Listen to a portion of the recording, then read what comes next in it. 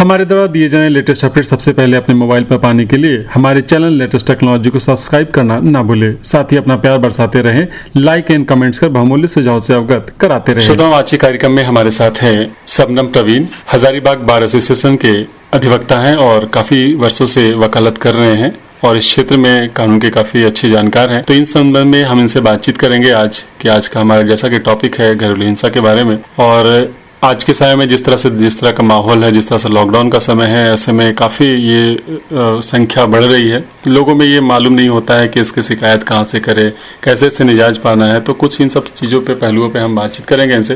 तो सबसे पहले बहुत बहुत स्वागत करते हैं शबनम प्रवीण जी हमारे इस कार्यक्रम में। जी धन्यवाद। जैसा कि आपका काफी लंबे समय से अनुभव है, 2016 से आप इस क्षेत्र में काम कर रहे हैं और काफी सारे केसेस को आप हैंडल भी कर रहे होंगे।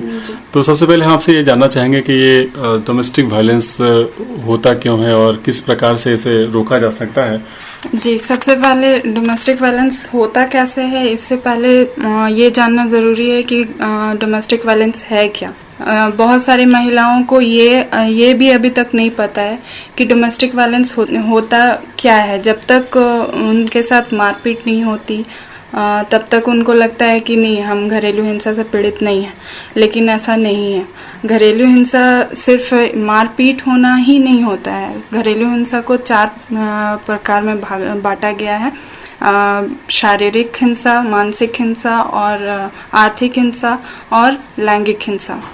शारीरिक हिंसा में आ जाता है जैसे आप किसी महिला को मारपीट कर रहे हैं, शरीर में किसी तरह का चोट पहुंचा रहे हैं या फिर धक्का मुक्की कर रहे हैं जिससे उनके शरीर को किसी तरह से नुकसान हो, स्वास्थ्य पे उनका असर पड़े, तो शारीरिक हिंसा कहते हैं। और मानसिक हिंसा में आ जाता है कि अगर हम किसी को ताना दे रहे हैं, मानसिक रूप से परेशान कर रहे हैं, ताना दे रहे हैं, या किसी लेडीज को होता है कि बच्चे नहीं हो रहे हैं उसको लेके ताना, या फिर लड़के नहीं हो रहे हैं इसको लेके ताना, तो मानसिक तरीके से, या दहेज के लिए उनको हमेशा ताना देना कि आप दहेज कम लेकर के आई हैं, तो उसकी वजह से कुछ कारणों से जो है लोगों को परेशान अगर किया जा रहा है, मानसिक रूप से उत्पीड़न किया जा रहा है, तो इसको ये घरेलू हिंसा के तौर पे से मानसिक घरेलू हिंसा के इसमें लिया जा सकता है। और आर्थिक में आ जाता है कि अगर मान लीजिए आप किसी महिला का जरूरत पूरा नहीं कर रहे हैं, उनका खाने का ध्यान नहीं रख रहे हैं, उनके कपड़ों का, उनके स्वास्थ्य का, डॉक्टर के इलाज का ये नहीं कर रहे हैं, तो यानी मूलभूत आवश्यकताओं की पूर्ति उन्हें नहीं हो रही है। और मान लीजिए कि कोई महिला जो है वो काम करती हैं, कामकाजी महिला हैं, और घर में आकर के उनका सैलरी उनसे छीन लिया जाता है, तो ये आर्थिक हिंसा के इसमें आ जाता है। लैंगिक हिंसा में आता है अगर पति द्वारा मतलब जबरदस्ती अगर उनके साथ फिजिकल रिलेशनशिप बनाया जाए, तो वो शारीरिक इसमें आ जाता है, लैंगिक हिंसा में। तो ये तो थी जैसा कि आपने बहुत अच्छे तरीके से डिफाइन किया कि ये 4 प्रकार की घरेलू हिंसा होती है। अगर इस तरह से अगर आपके साथ भी किसी तरह से हो रहा है, अगर आप पीड़ित है, तो चुप ना बैठे, बिल्कुल आवाज आपको उठानी चाहिए। और ये काफी, अगर हिंसा आप अगर सहते हैं तो कहीं ना कहीं आप इसे बढ़ावा देते हैं और अंत में आप ये देखेंगे कि इससे आप बहुत ज्यादा प्रभावित होंगे और अंत समय में आपको बहुत मुश्किल का सामना करना पड़ सकता है। जैसा कि आप ये बताएं कि ये 4 प्रकार के हिंसा होते हैं, तो लोग इसमें से अगर उन्हें किसी कारण से इस तरह से कठिनाई का सामना करना पड़ रहा है, तो वो कैसे अपने आवाज को उठा सकती हैं, इसके बारे में अपने बताएं। इससे पहले घरेलू हिंसा अधिनियम आया है 2005 में। इससे पहले हमारे पास महिलाओं के पास 498A का ऑप्शन था सिर्फ, जिसकी वजह से उसमें क्या है कि आपराधिक वो सेक्शन हो जाता है, आपराधिक मामला हो जाता है वो, और अपने अगर हस्बैंड को कर रहे हैं तो वो जेल जाना उनका ये होता है, अगर अपराधी पाल लिए जाते हैं उसमें। तो इसमें सजा देने का प्रावधान नहीं है, इसमें लेडी को, जो महिला है, उनको रेमेडी देने का प्रावधान है।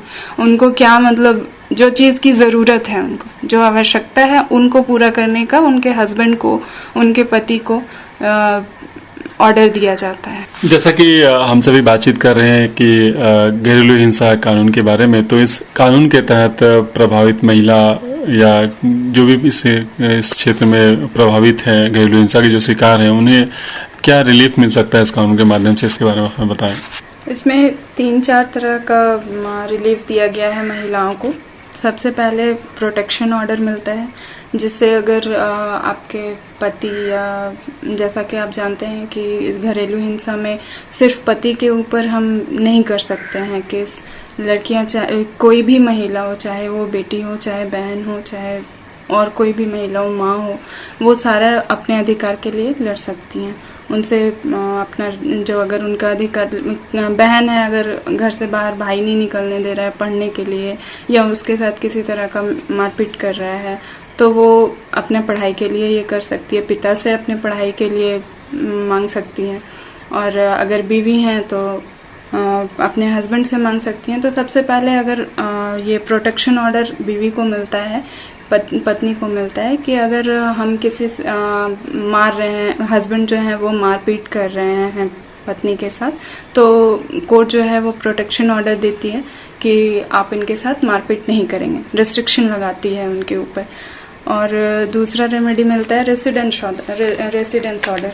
रेसिडेंस ऑर्डर में रहने की जगह उनको दी जाती है, जैसे आप उसे घर से निकाल नहीं सकते हैं। अगर वो सेम हाउस होल्ड में रहना चाहती हैं तो सेम हाउस में रहेंगी जहाँ सब लोग रह रहे हैं, उनके ससुराल वाले, उनका पति। और अगर किसी तरह से अगर लगता है कि नहीं, साथ में ये महिला को नहीं रखा जा सकता है, या वो नहीं रहना चाहती है, तो आप उनको एक रेंट ले करके देंगे, रेंट पे रूम ले करके देंगे, और सेम लाइफ स्टाइल का, ये नहीं कि जैसा तैसा हम दे दिए बस हो गया, सेम लाइफ स्टाइल का आप उनको रूम ले करके देंगे, और उसका किराया जो है वो हस्बैंड भरेंगे उनके। तीसरा कस्टडी ऑर्डर आता है। कस्टडी कोर्ट जो है वो कस्टडी ऑर्डर करती है अगर बच्चे हैं और उनसे अलग किया जा रहा है महिला को, बच्चों से उनको नहीं मिलने दिया जा रहा है या उनके पास नहीं, तो वो कस्टडी ऑर्डर के लिए कोर्ट से प्रेयर कर सकती हैं और उनको कस्टडी ऑर्डर दिया जा सकता है। चौथा आता है मेंटेनेंस का, गुजारा भत्ता। अगर उनके बच्चे हैं और उनका पालन पोषण उनका हस्बैंड नहीं कर रहे हैं, बच्चों का और अपने पत्नी का, तो कोर्ट ऑर्डर कर सकती है कि उनको मेंटेनेंस दिया जाए और बच्चों का पढ़ाई लिखाई का खर्च उनको दिया जाए। और ये है कंपनसेशन भी देते हैं, अगर पति किसी तरह से मारपीट किए हैं, क्षति हुआ है वाइफ को, तो वो कंपनसेशन कोर्ट ऑर्डर, मेडिकल खर्च भी उन्हें दिया जाता है। बिल्कुल।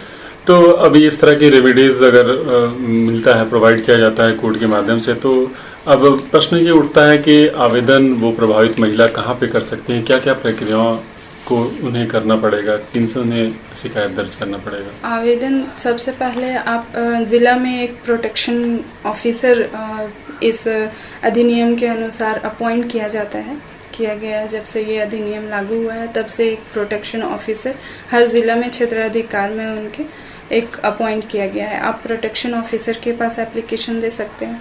अगर प्रोटेक्शन ऑफिसर के पास किसी तरह से नहीं दे पाए तो डायरेक्ट मजिस्ट्रेट के पास आप एप्लीकेशन दे सकते हैं। मजिस्ट्रेट फिर जो है वो इस पे संज्ञान लेगी। अच्छा, तो किन प्रक्रियाओं से उन्हें गुजरना पड़ेगा, कहाँ पे उन्हें संपर्क करना पड़ेगा, इसके बारे में? वो अगर प्रोटेक्शन ऑफिसर को अगर एप्लीकेशन देते हैं, अपने समस्याओं को बताती हैं प्रोटेक्शन ऑफिसर के पास, तो प्रोटेक्शन ऑफिसर जो है वो पहले जांच करेंगे, मामले की जांच करेंगे। प्रोटेक्शन ऑफिसर कहाँ बैठते हैं एक्चुअली जिला में? प्रोटेक्शन ऑफिसर अगर नहीं पता है तो किसी थाने में जाकर के जो है वो आप उनसे पूछेंगे तो वो बता देंगे कि प्रोटेक्शन ऑफिसर कौन है, अगर नहीं मालूम है तो। अच्छा, यानी थाने वाले को मालूम होता है, थाने वाले को मालूम होता है कहाँ पे है, कौन है, उस जिले का प्रोटेक्शन ऑफिसर कौन है, अगर वहाँ जाकर के पूछताछ किया जाए तो वो बता देंगे। और उन्हें वो लिखित आवेदन देते हैं तो आवेदन पे विचार किया जाता है। ठीक है, अगर इतना कुछ होने के बावजूद भी अगर कोई महिला आवेदन करती है तो उसे रिलीफ कितने दिन में मिलता है? क्योंकि मैटर ये है कि बहुत काफी लंबा समय हो जाता है, कानूनी प्रक्रिया की अड़चने काफी ज्यादा होती है, तो इसमें रिलीफ मिलने में कितना समय लग जाता है? देखिए, वैसे तो इस अधिनियम में, इस कानून में समय दिया गया है 60 दिन का। 7 डेज 60 डेज 60 डेज पूरे प्रक्रिया को होने में 60 डेज लगते हैं। लेकिन कोर्ट कचहरी का काम है, इतना इजी होता नहीं है, तो इसमें और समय भी लग सकता है। लेकिन जितना जल्दी से जल्दी किया जाए यही बेहतर है। हाँ, यही रहता है कोर्ट का, क्योंकि प्रक्रियाओं से तो गुजरना ही पड़ेगा। अगर आप अपने एक बहुत सारे केस लंबित हैं कोर्ट में, इसकी वजह से थोड़ी देरी हो सकती है, लेकिन कानून में 60 दिन का। और आपको न्याय जरूर मिलेगा, इतना आप भरोसा रखें।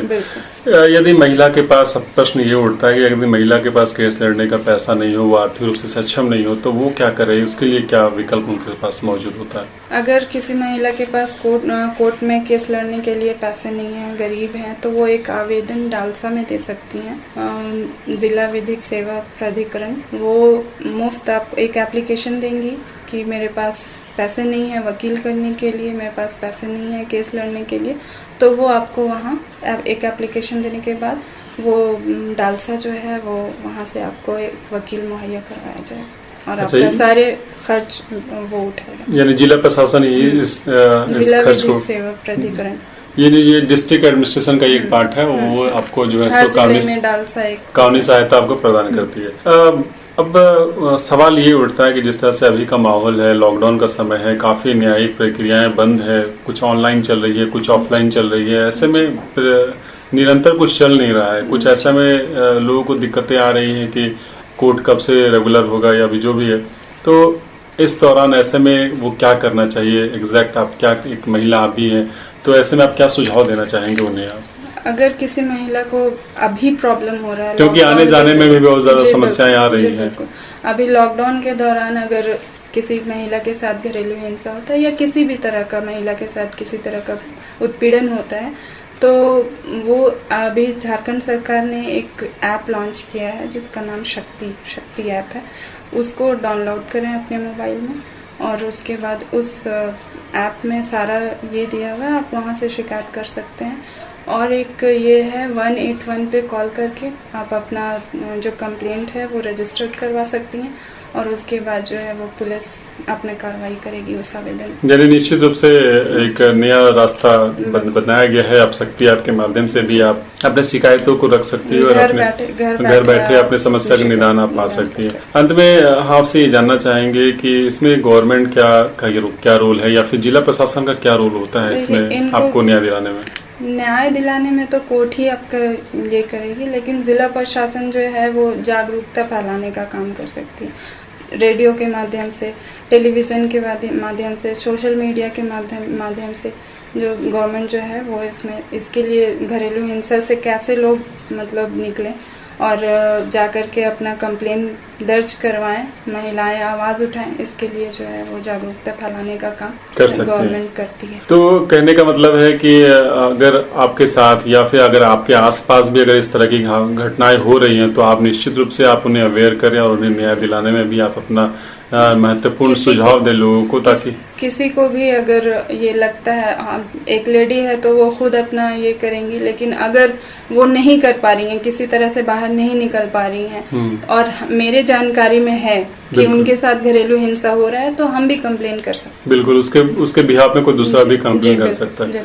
अंत में इस कार्यक्रम को काफी सारे श्रोता सुन रहे हैं, ग्रामीण श्रोता सुन रहे हैं, शहरी श्रोता सुन रहे हैं, तो उन्हें आप क्या संदेश देना चाहेंगे इस कानूनी सलाह के माध्यम से, आज के इस वार्ता के माध्यम से? मेरा यही सलाह रहेगा कि जो भी महिला श्रोता सुन रहे हैं वो अपने आवाज को उठाएं घरेलू हिंसा, क्योंकि देखिए अपराध को सहने वाला भी उतना ही गुनाहगार होता है जितना अपराध करने वाला होता है, क्योंकि आप प्रश्रय दे होते हैं। बिल्कुल, आप उसको बढ़ावा दे रहे हैं, सह करके बढ़ावा दे रहे हैं अपराध को। तो मेरा यही ये है कि निकलें, आवाज उठाएं और घरेलू हिंसा से समाज को, हमारे समाज को जो है बचाएं और स्वस्थ समाज बनाने में भी अपनी भूमिका निभाएं। बिल्कुल। और अगर पुरुष श्रोता है वो तो ये सुन करके बचने की कोशिश करें कि क्या उनको ना करना है, इनसे बचें। बिल्कुल। और दोनों मिल करके जो है वो एक घरेलू हिंसा मुक्त समाज बनाने में सहयोग करें। बिल्कुल, क्योंकि तालियां दोनों हाथ से बजती है। अगर आप आप हिंसा नहीं करेंगे तो जाहिर सी बात है कि हिंसा नहीं होगी और लोग प्रभावित नहीं होंगे और इस कानून की भी आवश्यकता नहीं पड़ेगी और कहीं ना कहीं स्वस्थ समाज बनाने में हम अपनी भूमिका निभा सकते हैं। तो शबनम जी, आपने बहुत अच्छी जानकारी हमारे श्रोताओं को आपने प्रस्तुत किया और हमें उम्मीद करते हैं कि जो इस कार्यक्रम को सुन रहे होंगे श्रोता, उन्हें काफी लाभ पहुंचेगा और आने वाले भविष्य के लिए भी वो काफी सजग होंगे और एक स्वस्थ समाज को बनाने में भी अपनी भूमिका निभाएंगे। बहुत बहुत धन्यवाद। धन्यवाद। हमारे द्वारा दिए जाने लेटेस्ट अपडेट सबसे पहले अपने मोबाइल पर पाने के लिए हमारे चैनल लेटेस्ट टेक्नोलॉजी को सब्सक्राइब करना ना भूलें। साथ ही अपना प्यार बरसाते रहें, लाइक एंड कमेंट्स कर बहुमूल्य सुझाव से अवगत कराते रहें।